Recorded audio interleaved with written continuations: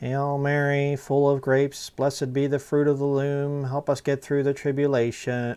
Oh, I'm sorry. The Rosary and post-tribulation rapture. Oh, come on now. This is ridiculous. There's no proof of this. Oh, yes, there is. Here we have page 2 of a PDF file, mostholyfamilymonastery.com//rosary.pdf. You can look this up yourself. I'm going to put it up on screen. It says the joyful mysteries here. There are 3 groups of 5. Interesting.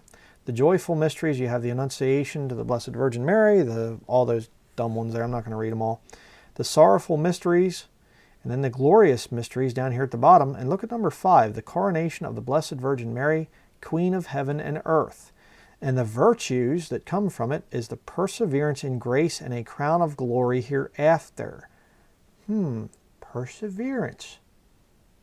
He that endureth to the end, the same shall be saved. We must be overcomers. Next, let's go to rosarycenter.org.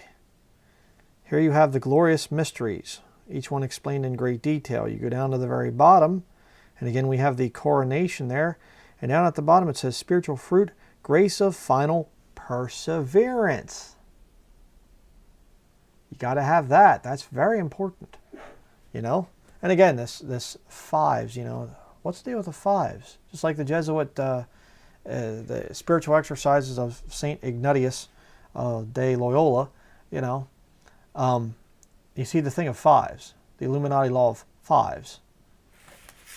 Satan likes to use some systems of numbers too, by the way.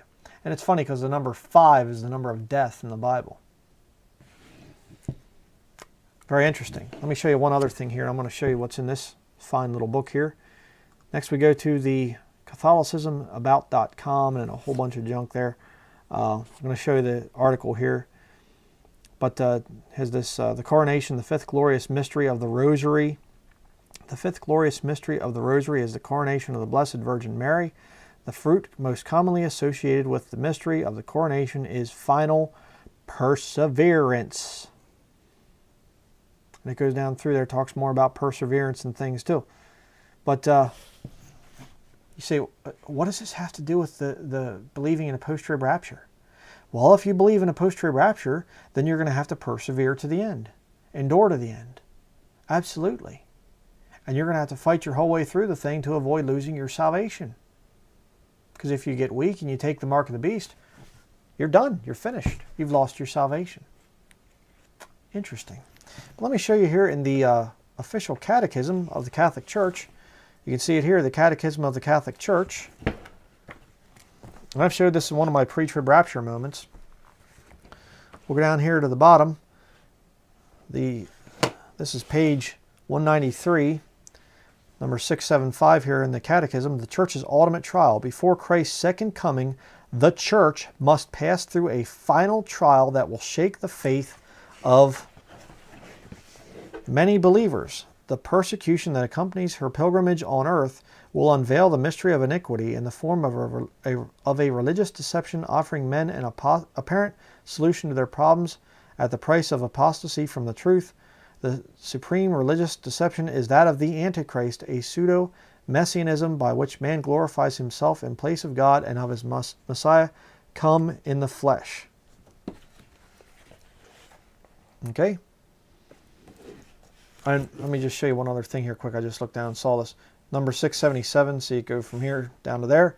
The Church will enter the glory of the kingdom only through this final Passover when she will follow her Lord in his death and resurrection. So, all these little nutty post-tribbers that are going around saying, you know, the pre-trib rapture was formed by John Nelson Darby, who got it from a Jesuit named Ribeiro or something like that. That's the stupidest thing you'd ever want to hear. You get it right there out of the official catechism and from these rosary prayers that I just showed you, that the Catholics believe that there's a time of final, purification, a time of final perseverance, when the faith of the faithful, the whatever they're going to be tried. After all, why would the body of Christ go into the time of Jacob's trouble? See? It needs to be purified. It needs to go and persevere. And we must be overcomers. And I saw now that Dr. Scott Johnson is also teaching this thing. And, I might be doing another video on that in the future. But, there's so little time. I'm just going to start saying some of this stuff, getting out there. He just put up a recent study back in late February here. It's early March right now. March the, was it the 4th? Or no, 5th today. The 5th. And he just put up this study, I think the 22nd of February, saying about how to be an overcomer. And having to endure to the end.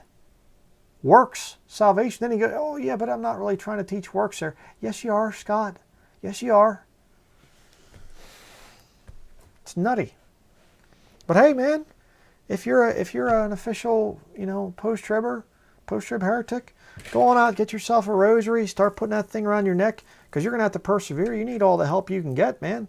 And I mean, maybe they won't make you take the mark if they see you have a rosary around your neck. These are just beaded things too, by the way. They're not real rosaries, but, I mean, just go and start flipping beads and start, doing your little prayers, counting your different beads there. And what a bunch of nonsense.